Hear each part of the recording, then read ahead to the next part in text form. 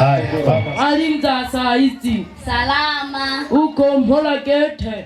Salama. Mimi ninakuja na memleta mwanangu Shononko hapa shuleni. Ili uelewe walimu waga wana kazi imechanganywa Kiswahili na Kisukuma. Haya. Karibu mzazi. Asante. Sasa hivi mwalimu. Karibu sana mzazi. Asante ngata. Unakuja kuandikisha mtoto wako? Anaitwa nani? Shononko Mpoleke. Shononko Mpoleke.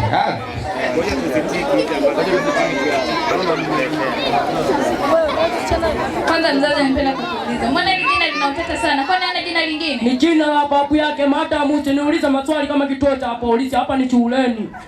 Haina shida basi. Huyo ni Ngosha ameenda shule kumwandikisha mtoto wake. Hataki maswali mengi. Hicho nisikia usumbufu na kuvunja miguu. Na baba. Haya wewe sema hamna ngongo. Madam, darasani ni wapi? Mzazi. Akileta usumbufu wa aina yoyote, pika kabisa au unanipigia simu. Sawa mzazi. Hauna namba za simu? Haya wewe. 07.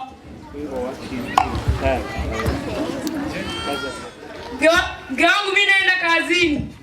Haya pamoja mimi nikaandikisha watoto. Haya. Sasa nimekuja kuandikisha watoto. Darasa la ngapi? Reform 1. Majina yao? Baraka. Weja Baraka.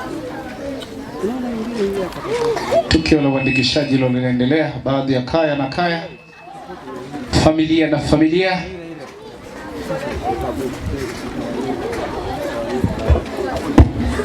Watoto wako hawana tatizo lolote? Hamna, wana matatizo. Tatizo gani? Huyu hapa anakumia njiani. Na huyu? Pia hela. Sawa.